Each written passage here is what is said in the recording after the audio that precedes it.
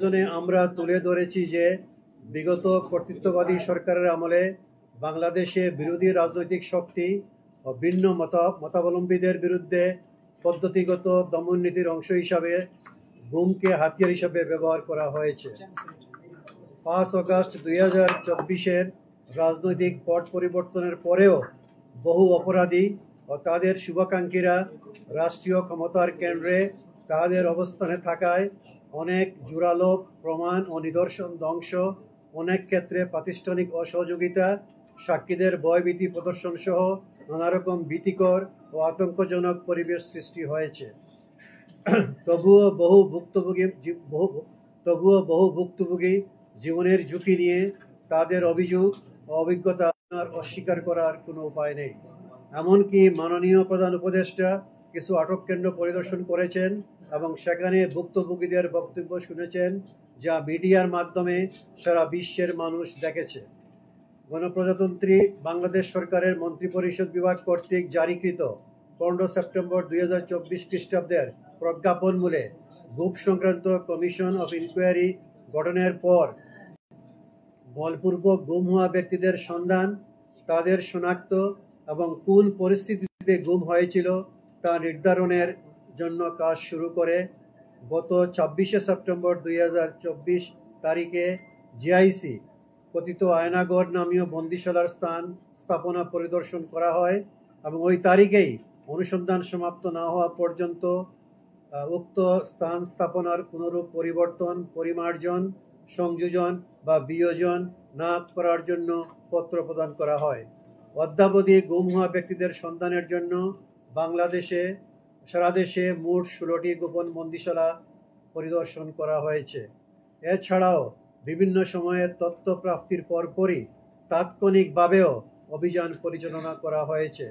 এতদ্ব্যতীত commission of inquiry অ্যাক্টের ধারা 10(a)(1) ও 2 অনুযায়ী কমিশনে দাখিলকৃত গুম সংক্রান্ত অভিযোগসমূহের মধ্য হতে গত 4 ডিসেম্বর 2024 খ্রিস্টাব্দ, 26 ফেব্রুয়ারি 2025 খ্রিস্টাব্দ ও 25 মার্চ 2025 খ্রিস্টাব্দ তারিখে 3টি পত্রমূলে মোট 131টি অভিযোগের বিষয়ে আইন মোতাবেক এফআইআর বা জিডি রেকর্ড পূর্বক ভিকটিমদের সন্ধান এবং উদ্ধার কার্যক্রম পরিচালনার জন্য সব ক্ষেত্রে জিডি করতে গেলে জিডি নেওয়া হতো না।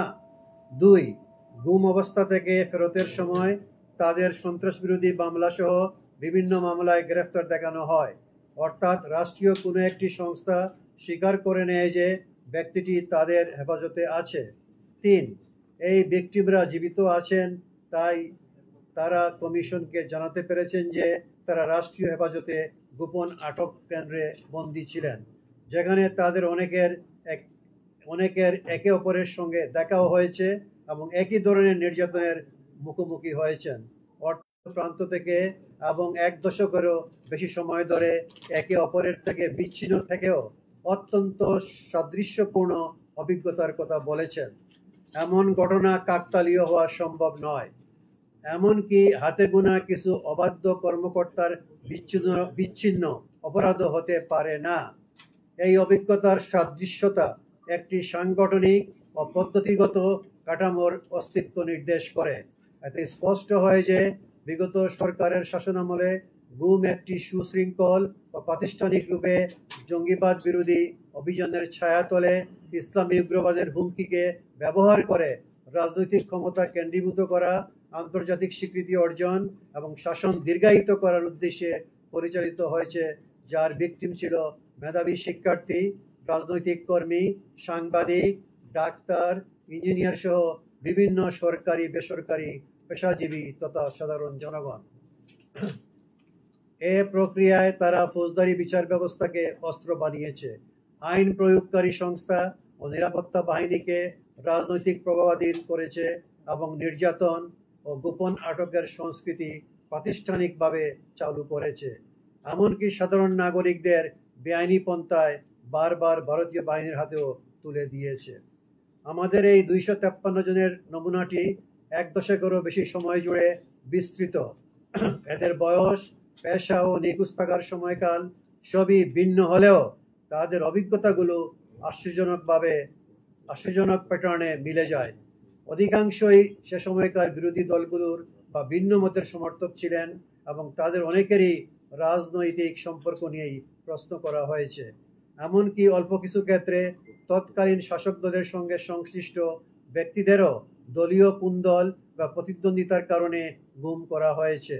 সকল ক্ষেত্রেই ভুক্তভোগীরা প্রায় একই ধরনের প্রক্রিয়ার শিকার। পদ্ধতিগত নির্যাতন, সন্ত্রাসী হিসাবে প্রচার, একই ধরনের আইন অনুযায়ী অভিযোগ দায়ের এবং একই ধরনের ভাষায় বর্ণনা। বিভিন্ন পটভূমি থেকে আসা ব্যক্তিদের অভিজ্ঞতার এই সামঞ্জস্য রাজনৈতিক উদ্দেশ্যকে স্পষ্ট করে। ব্যাপারটা মোটেও এমন নয় যে একটি জঙ্গিবাদ দমন অভিযান দুই একজন অসাবধানী কর্মকর্তা কর্মচারী কর্তৃক কিছু মানবাধিকার লঙ্ঘন এর ঘটনা ঘটে গেছে, বরং এটি ছিল একটি রাজনৈতিক উদ্দেশ্য প্রণোদিত দমনযন্ত্র যা জঙ্গিবাদ বিরোধী প্রচারণাকে ডাল হিসাবে ব্যবহার করেছে। এছাড়া আমাদের প্রতিবেদনে সন্ত্রাস বিরোধী ট্রাইব্যুনালের তথ্য প্রমাণ বিশ্লেষণ করে আমরা দেখিয়েছি যে মামলার সংখ্যা হ্রাস বৃদ্ধির ক্ষেত্রে নিরপেক্ষতা নয়, বরং রাজনৈতিক ও পারফরম্যান্স ইন্ডিকেটর ভিত্তিক বিবেচনা কাজ করেছে। এছাড়াও আমাদের কাছে দাখিলকৃত 81% অভিযোগ জীবিত ভিকটিমদের হলেও 19% অভিযোগ ফেরত না আসা ভিকটিমদের। এবারের প্রতিবেদনে আমরা গুম অবস্থা হতে ফিরে না আসা এমন 12 জন ভিকটিমের বিষয়ে অগ্রগতি তুলে ধরেছি, যাদের বিষয়ে প্রাথমিকভাবে অনুসন্ধান সম্পন্ন হয়েছে এবং তাদের গুমের জন্য কারা দায়ী তা প্রাথমিকভাবে আমরা শনাক্ত করতে পেরেছি। চলমান অনুসন্ধানের স্বার্থে এই মুহূর্তে এর চেয়ে বেশি প্রকাশ করা সম্ভব হচ্ছে না। ফিরে না আসা ভিকটিমদের আরও অনেকের বিষয়ে কমিশনের কাজের অগ্রগতি রয়েছে, কিন্তু এক একজন ভিকটিমের বিষয়ে অনুসন্ধান সম্পন্ন করার আগে এ বিষয়ে এ মুহূর্তে তথ্য প্রকাশের কোনো সুযোগ নেই। ফিরে না আসা ভিকটিমদের বিষয়ে অপরাধী এবং গুমের অপরাধ সংগঠনের স্থানসহ নানাবিধ বিষয়ে তথ্যের ঘাটতি বা পুরানো কল লিস্ট না পাওয়া সহ নানা রকম বিলম্ব ঘটিত প্রতিবন্ধকতার সম্মুখীন হলেও কমিশন আন্তরিকতার সাথে অনুসন্ধান কার্যক্রম চালিয়ে যাচ্ছে। এই অন্তর্বর্তী প্রতিবেদনে কমিশন সুনির্দিষ্টভাবে দুটি সুপারিশ করেছে।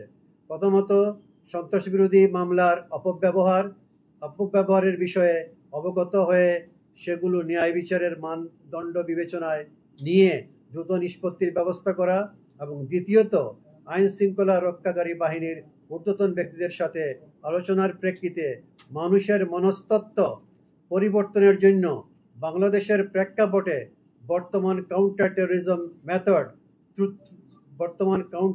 টেরোরিজম মেথড ত্রুটিপূর্ণ বিদায় মালয়েশিয়া ইন্দোনেশিয়ার মতো উপযুক্ত কাউন্টার টেরোরিজম মেথড বের করা। সন্ত্রাসবাদ সারা বিশ্বে একটি বাস্তব হুমকি, বাংলাদেশও এর বাহিরে নয়। 2016 সালের হোলি আর্টিজানে হামলার মতো ঘটনা এর প্রমাণ। তবে এই হুমকি মোকাবেলায় রাষ্ট্রের সততা, মানবাধিকার প্রতিশ্রুতি এবং আইনসম্মত প্রক্রিয়ায় অটল থাকা জরুরি। সরকার সন্ত্রাস বিরোধী প্রচারণাকে যখন রাজনৈতিক বিরোধীদের দমনের ডাল হিসাবে ব্যবহার করে, তখন তা আইনের শাসন, প্রতিষ্ঠান ও জনগণের বিশ্বাসকে ধ্বংস করে দেয়। ধন্যবাদ আনতে গুম সংক্রান্ত কমিশন অফ ইনকোয়ারির সভাপতি ও সদস্যবৃন্দ। Immigration to Canada. We provide the best quality service and solution for Canada immigration. Please visit our website and contact for details.